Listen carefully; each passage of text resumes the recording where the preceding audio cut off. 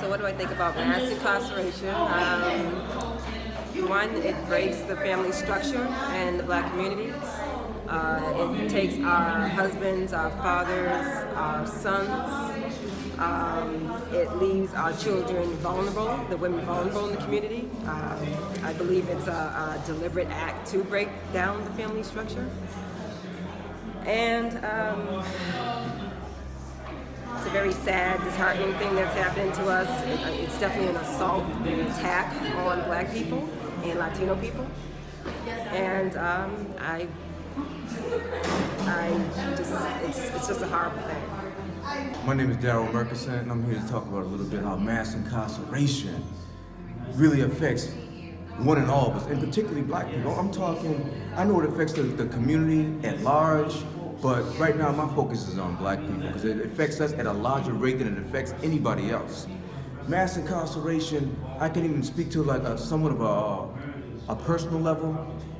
Some years ago, one of my younger brothers was locked up, not for an extended period of time, but what it did to him, once he got that criminal record, he was labeled at that time. What that does, not just for him, but for many Black people.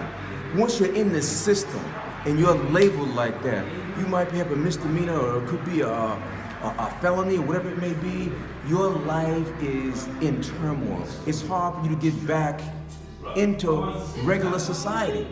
So now, when we have let's just say the misrepresentation and the overrepresentation of Black people in jails, it's profitable for the people that are building these jails, but it's detrimental and destructive to young Black men. Now, once you have a record, you can't become a police officer. You can't be a firefighter. You can't work in City Hall. All these civil service jobs, and one of the first things they ask you, have you ever been incarcerated? That's on a lot of these things, and that automatically excludes you. There's so many things they use and exclude us from these jobs anyway, but that is almost like a death sentence. And once you're not able to get a decent job to support yourself and support your family, you're almost exiled out of society. And that's how mass incarceration is destructive for our community as a whole. It could be my brother, my father, your cousin, even your next door neighbor best friend, all right? That's how mass incarceration is destructive to the Black community, and we're being put into this system in disproportionate numbers. Check the incarceration rate of Black people compared to white people and any other races. We are disproportionately represented in all of these things. So my message to each and every one of you, if you have any way, any influence of trying to educate a young Black man or lobby your legislators about the mass incarceration of Black people, do that. It's your responsibility. Everybody should do their part. I'm trying to do mine. Good luck to you, all right? Power to the people. Hi, my name is Marina Plant, and I'm originally from Haiti. I've lived in Boston for over 20 years, and the way that I feel that mass incarceration affecting people of color is that the laws in this country are not fair. The justice system is not fair to the youth. I believe they want more of us in jail. So I believe that it affects the community because while they put more youth in jail, it just destroys the community, it destroys the family, the Black family, and I just think there needs to be more fairness in the justice system so that we have a fair chance, like other cultures and other nations. I'm author Vic Reedy, and I was asked the question about how mass incarceration has affected me. I have a brother who resides in California, and he got his third strike. He is now sentenced to 38 years in prison. That's how mass incarceration affects me. Thank you. Plenty of times. I was like most young men on the streets, you know what I'm saying, grew up without a father figure. I had no guidance. The dudes that was talking to me, the older kids, I was already a knucklehead. I didn't listen to them. They wanted me to stay in school because, you know, I always had good in grades, but I was intrigued by the drugs and the fast money and the cars and the lifestyle, you know. Not knowing the damage I was doing to my community when I was selling drugs, and I come out now and I see the old generations, how the drugs affected them, the dope and the crack, and I see how they look downtrodden. And I think about how I was locked up, how I wouldn't be able to have a positive influence in my family's life. give them the strong type of leadership, or what you call it, like mentorship to the younger generation. Because as black men, they need us. They don't have no mentors out here. So what they're doing, they're looking up the rappers and TV and stuff, and they portraying what they see on the image on the screen, which isn't really what's going on. Because I was telling this dude the other day, man, look at Rick Ross, for example. He's rapping about drugs and moving keys and stuff, but he's a CEO. You know what I'm saying? Dude, you're a CEO, you've seen millions of, or not millions, but 1,000 black kids being hurdled into your camp. They're doing the same stuff, lifestyle you rapping about and glorifying it. And it's not a beautiful thing, man, because like I said, we're killing ourselves, man. And if we don't stand up as a nation, as a people, they're going to get rid of us, because that's what they have in plan anyway. That's their hidden agenda, whether they want to say it or not. Mass incarceration, huh? Man, it's a business. It's pretty much a business to bring us down as people, bro. It is ridiculous, all right? It is a tax number. It is our social, all of that, to make money off us. Take away the jobs. Brothers are hustling on the streets trying to feed their family. And guess what they got to do? They have to break the law according to their standards. Mass incarceration, they're doing it in a prison, and guess where else they're doing it? Corporate America. I'm just keeping it like, you know what I mean? It is ridiculous because my brother has been a victim of that mass incarceration. You understand? So the way this country is going right now, there's going to be mass incarceration for this whole United States. People's not people game. Check out the elections. It's just the game for them. You understand? Mass incarceration. It is ridiculous. It is breaking our families, breaking our homes. Kids with no fathers. Why? Because of mass incarceration, trying to feed his family, can't get a job and gotta hustle. You understand? Perfect picture. Mass incarceration.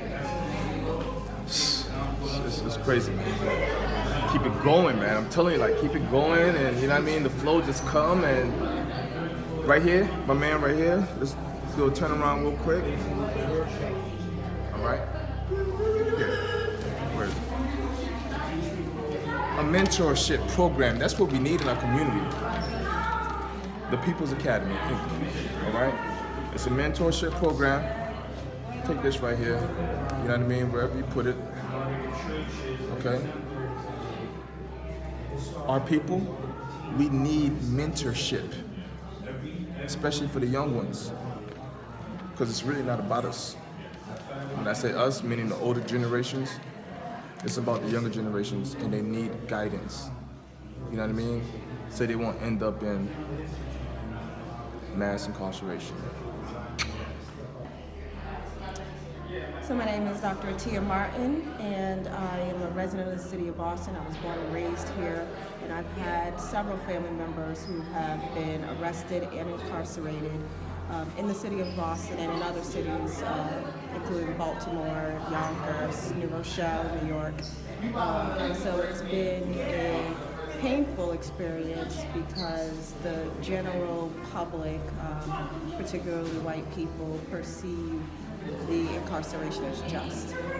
And the unfortunate thing is that the reason we see such higher incarceration, in addition to poverty, is the higher rate of policing happening in communities of color and the lack of judgment on when to give someone a break and when not to, in the same ways that would happen in other communities. And so it's painful to see so many young people, so many adults being caught up in a system and pulled in a way that permanently affects their ability to take care of their families, take care of themselves even once they come out, because of the penalties of what it means to have a criminal record. And although we've done a lot of work in Massachusetts on how we move forward with quarry reform, there's still so much more to do. There's still so many people who can't get housing, who can't get jobs, who can't get the things that they need in life in order to be successful, in order to prevent them from falling into the same traps again. So that's what I'd like to say. Thank you for listening. My name is Jeff Couture. I'm here talking about mass incarceration, and it has affected me because I've been in the system for about 17 years. I'm 30 now, so since I was 13, I've been in the system, and it's affected me in so many ways because during the time I'm still suffering right now from just being bitter, being not trusting people, trying to get my self-esteem back, because prison deteriorates the way you think, deteriorates the way you act. You know, people that you thought were friends or family, they turn their backs on you, and it's not the time, because anybody can do time. It's just what comes along with the time. It's the not being able to reach out to people that you need to speak to. If something happens to your mother, you can't just leave and go take care of her and come back, and not being able to see your kids. It's so much more than what people think. People think you just commit a crime and you get locked up. It's way more in there than what's being televised or what's being put out there. It's sad because brothers it's like modern day slavery. And what happens is we're failing out here because fathers is being incarcerated. They're not teaching us. They're not giving us the proper tools to come back out here and be better men. You know what I mean? So the recidivism rate is real high because it's designed for us to keep going back in there. It's designed to break up families. It's designed so my son can be incarcerated next. But that's why me doing this interview is so powerful, because I feel like I was there. So if this could just get out to one person and they hear what I'm saying, is I'm doing this for my son, you know what I mean? Because I could easily be back out here running the streets, easily. But I'd rather do it the right way, because then I know my son's future's gonna be good. So we gotta think about these kids, man, you know what I mean? So I just wanna say that. And we gotta stay humble out here. We gotta look out for one another, man. We need support out here. That's what we need. We need support. All the rallying and all of that, that's good, but we need to actually go into our communities, look out for one another. There should be no reason why you don't even know your next door neighbor's name or the person down the street's name. You know what I mean? We gotta rebuild this black community, man, and we gotta stay strong, man. Peace. You ready? Peace, my name is Toussaint Liberator. My life was changed behind bars. I was arrested when I was 19 years old, facing 20 to 50 years in Indiana. And the only reason I was able to get off of this case is because the police officer made a mistake when arresting me. It was a technicality. I shouldn't even be here today. But I was blessed because I believe in the ancestors. I believe in the Most High God. And but recently, my most recent experience with the prison industrial complex was I've been working within the system. I was going into the belly of the beast every week, doing a class called From Slave to Soldier that was based on West African drumming and discussions on culture and discussions on how to bring our cultural values to a present day place for these brothers that are about to get out. I was able to do this class. SLAVE is an acronym, self, lacking, awareness, vision, and energy. And then SOLDIER is an acronym, self, ordained, love, destroying ignorance, evil, and racism. And so that was the basis of our discussions. And we also, as I said, we did West African drumming. And I was doing this for 2 years within the Plymouth County Correctional Facility, which is about 45 minutes south of here.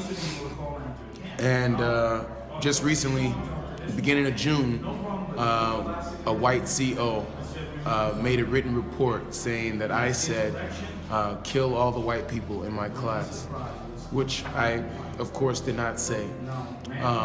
But just him making that written statement prompted a 5-week investigation in which I was not even able to speak for myself. I had a phone interview, and then they terminated my contract there at the prison. So I'm fighting it. Of course, I'm getting legal representation because, of course, they're in breach of contract. But this is just an example. And this time, this is before all the shootings started, before all of the last wave of shootings, I should say, or the last ones that we've been talking about.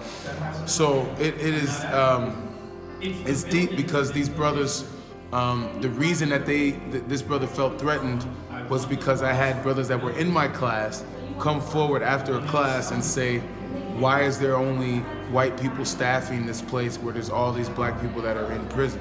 Why are there only white people on staff? And that was a threat. They were threatened by that. They were threatened by the fact that my class was actually working and people were actually thinking outside of the box. So, you know, this system is to me, the trip about the whole thing is that we are willing participants within this system. Everybody says they don't want to go to jail, and everybody says they don't want to be a part of the system, but then, you know, within our music and within this culture, hip hop culture, not that it's bad, because I'm a hip hop, I'm a product of the hip hop generation, but there are things within the culture where, you know, you can't be hard unless you went to jail, or, you know, different things of that nature. I think that we need to really examine the ideas and the norms that we are perpetuating on a daily basis, and really get back to some really central values. Within our music and within our culture, we are perpetuating their narrative. We're saying that it's all about the individual. We're saying that it's all about money, money, money. We're saying that, you know, we pull ourselves up by our bootstraps. I'm from rags to riches. I came from the bottom to the top. You know what I mean? Like, all of these different ideas that are just remixes of their slave culture. So I believe that we have to take more of a stance and get back to actually, you know, reading books about ourselves and finding ourselves within the history of humanity and figuring out how to apply those values to the present day, so we can avoid this system that they have set up for us. So my name is Yusuf. Just wanted to talk about how mass incarceration has affected me. Pretty much from the age of being born. I saw it firsthand in my family through my father, and I didn't really get a chance to grow up with my parents. So you just see the way that it breaks up families and makes you have to grow up faster for yourself. You got to take more action in the community.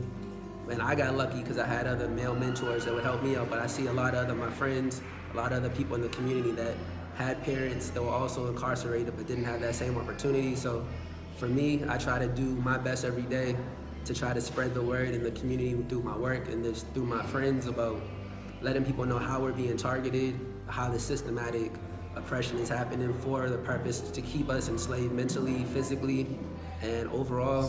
Whoever is putting the problem, whoever is profiting and benefiting off of mass incarceration, I'm against that. So I just believe all injustice starts with people that have inappropriate and basically just people that are making money. They're capitalizing off of our debt, off of our poverty, and keeping us struggling. So that's all I got to say. Hi, I'm Malika Enda. I'm from Boston, Massachusetts. The criminal justice system has affected my life and my family. Having a cousin who has been in and out of jail for the last 20 years, incarcerated, has lost the rights to his child. I'm currently in the throes of trying to rebuild our family and took his child in to adopt as my own. The criminal justice system has destroyed our family on multiple levels, and there needs to be some proactive systems put in place to stop destroying our communities. Thank you. Hi everyone, my name is Colleen. And mass incarceration affects low-income communities in many ways, but one way that it really affects the psychology and like the family unit is after someone is incarcerated, that person is ripped out of their community for however many years they're there. And there's lots of struggles that come with someone coming back into the community, especially after they're incarcerated, the discrimination that they face, which really rips away at the fibers of communities, and especially low-income communities that are already extremely vulnerable. So mass incarceration does have a very negative effect on communities and really rips away at the strings that make communities communities. Alright, my name is Nino Brown. How mass incarceration affects me, my students, second grade, 7, 8 years old, they have parents, loved ones who've been incarcerated, and the trauma that they experience through not having a parent around to take care of them, not knowing where the meal is coming from, not having their father in their lives, and then coming to school and bringing all of that trauma to school, and then unleashing it on themselves and the students and the teachers, and it's a really systemic issue because it's destroying black families, and it's making us harder to build our students, self-esteem, because we have parents who are locked up for non-violent offenses, and it's a really despicable thing, So I mean, that's pretty much how it affects me, my life, and the people who are around me in my circle, my students. Okay, I'm here on camera today just to say that prison affects all of us. I personally, my husband is incarcerated. He's been incarcerated since he was 18 years old, and we are fighting that injustice. And I would say, as far as this community, I used to live here, and I'm glad that people are starting to step up and make a difference in the community. And if we continue to do that, united together, I believe a great change and a great impact will happen for our youth, and we can save more lives. Black Lives Matter. My family, my community was affected when my brother was arrested in 2000 for a crime that he did not commit. It took us time, money, and separation to bring us all back together. But we're all here today.